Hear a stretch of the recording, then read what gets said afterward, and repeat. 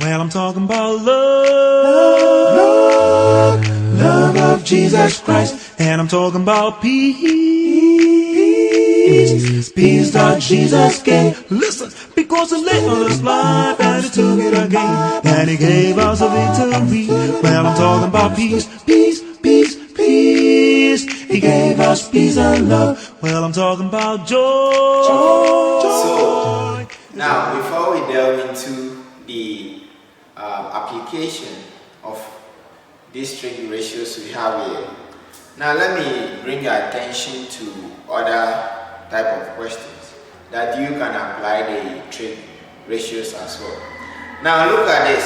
Supposing I tell you, if I give you a question like this, if sine of what? X, which this time I will run out, x is in degrees, okay?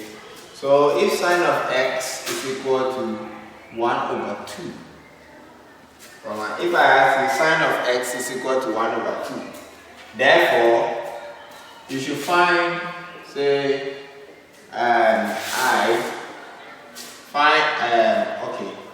let me use one example to be easy for us. So you find, say, 2 cos x, right? Find 2 cos x plus 3 sine x over 2, okay, 3 times the tan squared of what? X. Let's say you are given this question to do. You see, this is a full application, but it's given in a stylish way. So they're giving you that if sine of x is equal to half, find 2 cos x plus 3 sine x all over 3 tan squared of x. Okay? So now when you are given this, the first thing that comes into your mind is, hey, they only gave this sine x. Why are these cos and these tan and all those things from? It's very, very simple. If you should just follow and apply the previous knowledge, you can easily do this. Okay. Now, when I give you this kind of question, the first thing you have to do is then you have to establish just like sine x is there, you need to establish what cos x is, and then you need to establish what tan x is also. Because those are the three that moves together. So when you know sine x, you should know cos x and then know what? Tan x as well, because it appeared in all the questions.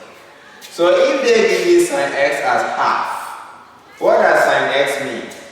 You remember the 3 trig ratios we looked at? Those ratios say that sine of what? Theta is going to be what? Opposite over hypotenuse. Okay? This time around, our angle is not called theta, it's called what? X. So let's now compare this to what we have there. So then this one here, what we are given is sine x is equal to 1/2. So sine x is equal to 1/2. So when you should just do matching, this one is not even a special case, it's matching. Right?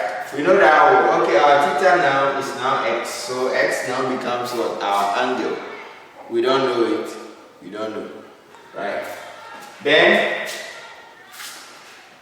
our numerator here is for opposites. So when we come here to, the value we find at the numerator here will also be for opposites. So opposites and then opposites the same. So it means that in this case, our opposite here is equal to 1. Very simple. Okay. Same way, the denominator is called what? The hypotenuse. And so if I come here, the value I get at the denominator is the same value for the hypotenuse. So it means that my hypotenuse itself is 2. So it means my height is equal to what? 2. So this is what they are trying to say. So in other words, they give you the path of the right angle triangle, but just that is in a stylish format. Same way, if you encounter a question that didn't give you sine x, but rather give you something like cos x, then you shall just know that for the cos is what? Adjacent over hypotenuse. So whatever value is at the top is going to be for my adjacent, and whatever value will be at the down is going to be for my hypotenuse. As simple as that. Okay, it's as simple as you see. So with this our question here, our sine x is giving us half. So it means our opposite is 1 and then our hypotenuse is 2. So then let's now proceed to draw what this particular thing is saying. So then we draw a right angle triangle. You can draw a right angle triangle. You can fix the angle anywhere, right? But let's fix it here. Let's say we want to fix it here. So here we call x, right? And then let me name this A, B, C. Okay? So this is my x in degrees, which you don't know. But this one here, they are saying per the question here, the opposite is 1. So opposite of this particular one is going to be on this line AB, right? Per where I place the angle. So it means my opposite is going to be 1 over here.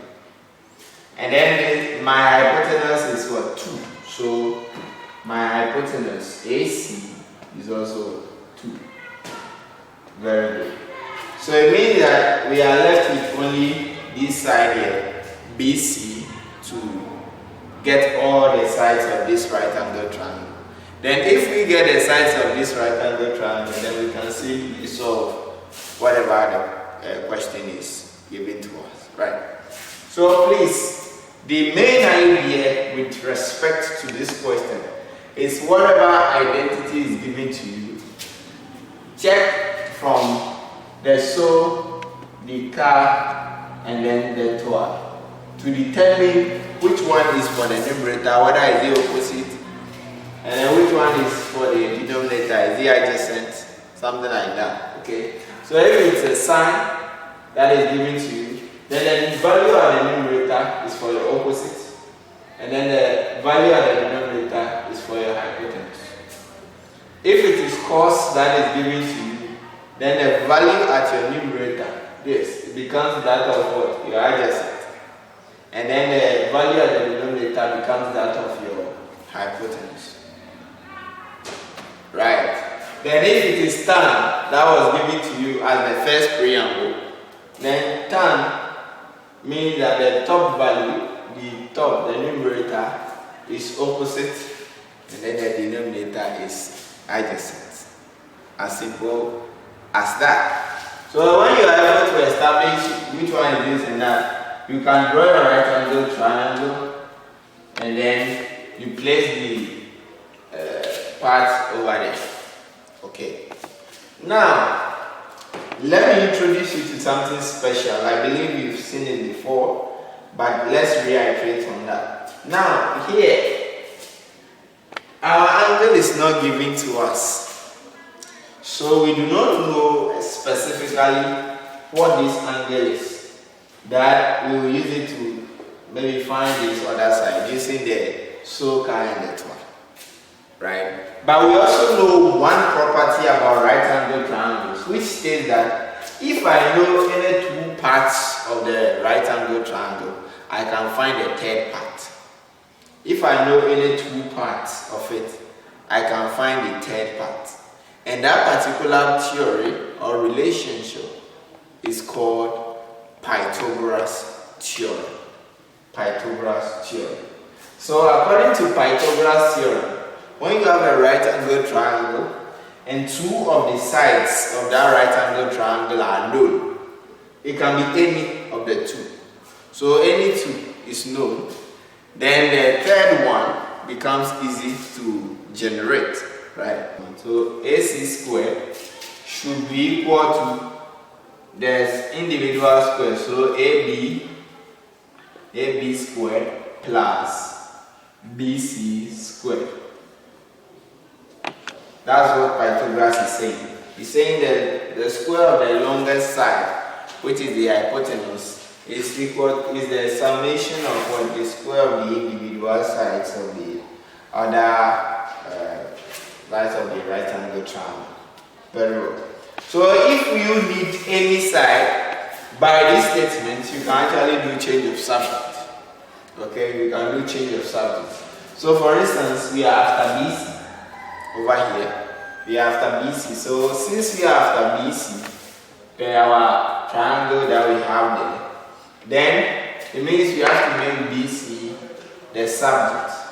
So all we need to do is to send this one here. So that it becomes, let's rewrite it this way. Our BC squared is equal to AC squared minus AB squared. So our BC squared is equal to our AC squared minus AB squared. Okay?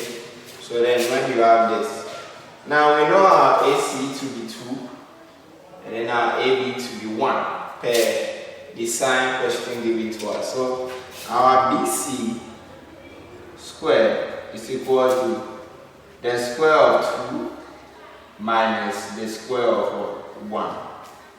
So BC squared is equal to 4 minus 1, which is basically 3. So you can just form this and it is what? 3. So this is 3. But we are after BC, not BC squared. So it means that we need to actually root both sides. So that the square root of this will take care of what? The square. And then our line BC is then going to be what? Root 3. Right. So per Pythagoras theorem, we don't need to pass through the ratio in getting one of the sides, provided we know 2 of the sides. But you do not have a choice when you know only one of the sides. If you know only one of the sides, then you have to pass through the trig ratios to get your answer.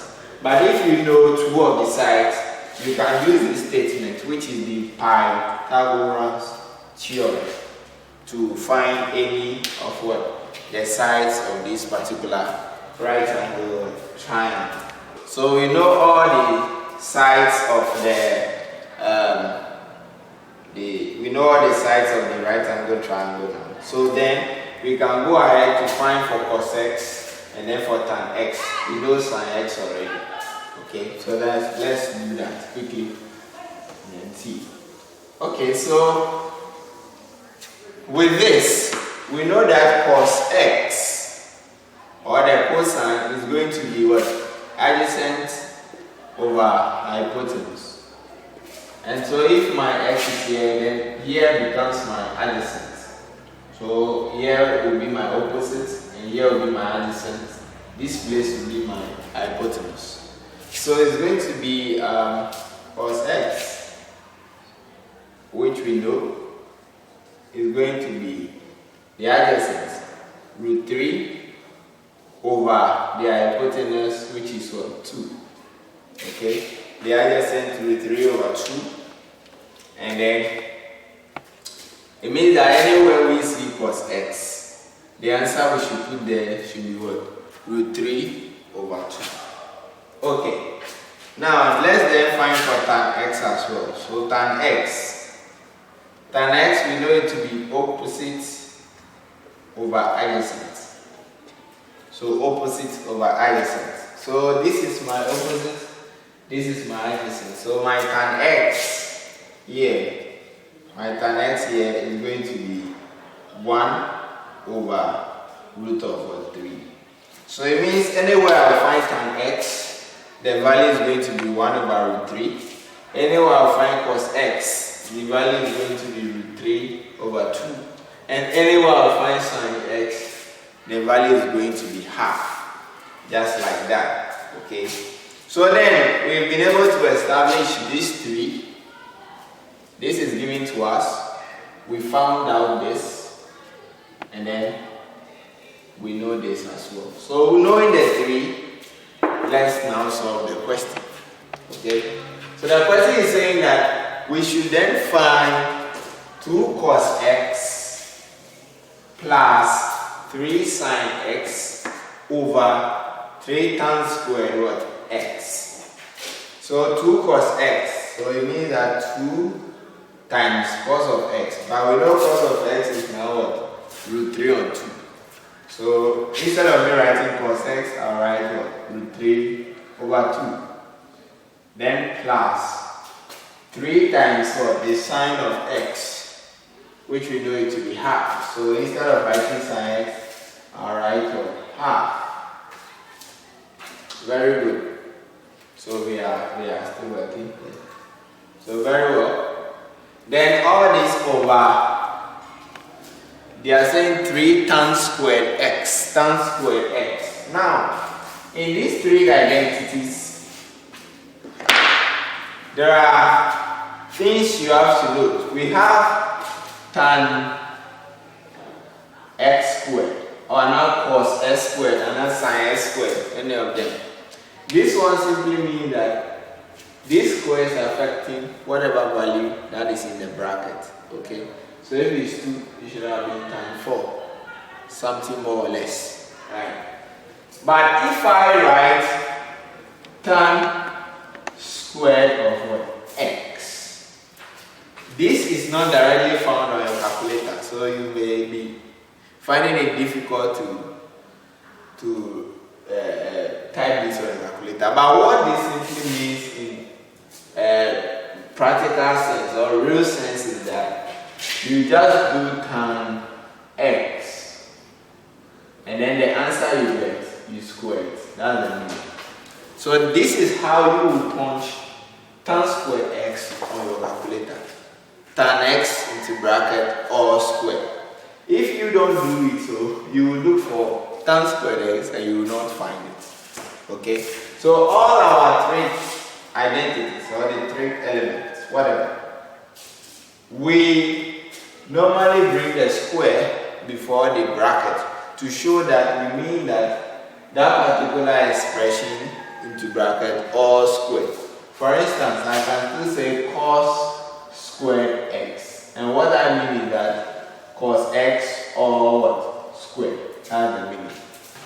Okay, so when you see tan squared x, it means tan x all squared. Sin squared x, sin x all squared. That's what it means. So when you want to punch it this way. But when you want to write it, you write it this way. Okay.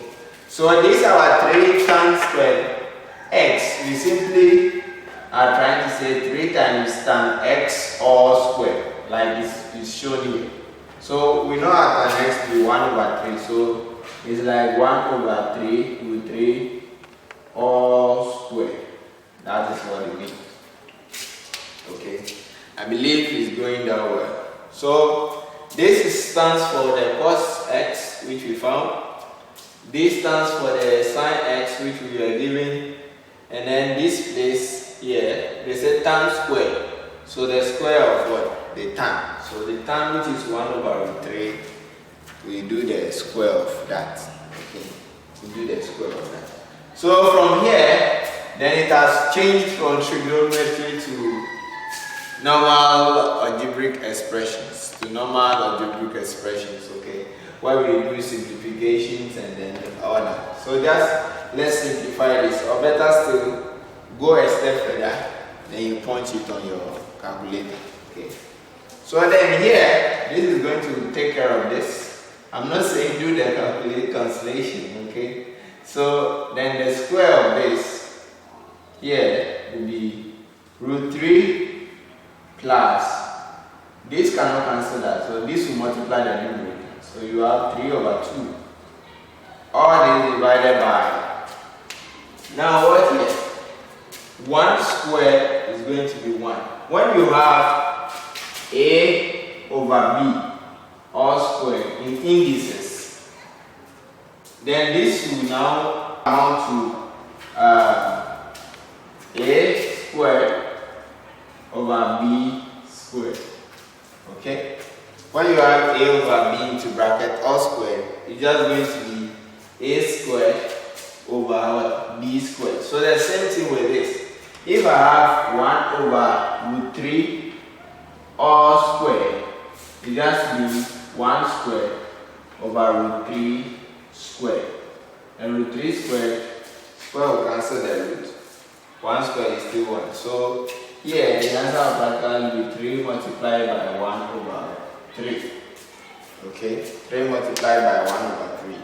So basically, for further reductions, then this place is just going to be root of 3 plus 3 over 2 all over.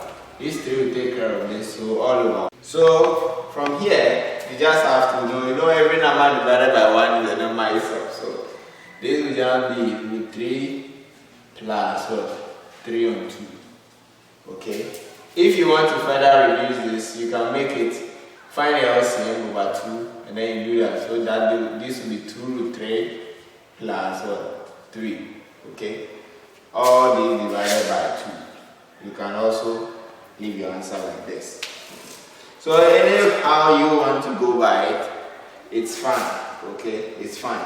So this is what I wanted to introduce you to before we get to the practical applications, maybe the ladder and the rest. Okay? You can be given sin x a value, and now cos x with a value, or tan x with a value, and you be asked to perform something more like this. When you are doing this, the first thing that has to come to your mind is also calculate ratios. Okay, that should be the first that will come into your mind. So when that comes into your mind, what it simply means is that you are going to draw your right angle triangle, giving whatever is here. So if it is sine, like in this case, then the numerator is going to be opposite, and the denominator is going to be hypotenuse. Okay, that is for sine. And if it is cos, the numerator value you are giving is going to be for adjacent, and then the denominator value is going to be for hypotenuse. Then you can just draw and then fix it there. If it is tan, the numerator is going to be for opposite, and then the denominator is going to be for adjacent. Right? Now, if you know the two sides, then you employ the Pythagoras theorem to find the other side. Okay? You just employ the Pythagoras theorem to find the other side. Now knowing the three sides, then you can just simply use the sole calculator to get that of sine, that of cos, and then that of tan. When you get that, then you now come to your question. The rest is just substitution. Whatever I see cos, I put that value inside. Whatever I see sine, I'll put that value inside. And whatever I see tan, I'll put it corresponding value inside, like as done in this case. Then the remaining becomes simplification. That's more or less like algebraic expression kind of stuff. So when you are done with that, you can leave your answer in the form this or that, depending on what the question is asking you to find. So thank you for joining me in this earlier videos. I believe we learned a lot, and then we are going to look at examples for that particular side. But before I leave you, I'll always leave you with an assignment. Well, I'm talking about love of Jesus Christ, and I'm talking about peace that Jesus gave. Listen, because the little is mine. Contact under the video for any clarification additions, or if you want to submit the results of your assignments, it will be good that we should get interactive in order to learn a lot. Okay? For mathematics is fun, you need to actually be involved in this particular fun. So see you in the next video, which is more or less like a concluding video of trigonometry, where we are going to be targeting the angle of elevation, depression, and the rest. So see you there. I know you are going to enjoy it. Bye-bye. Well,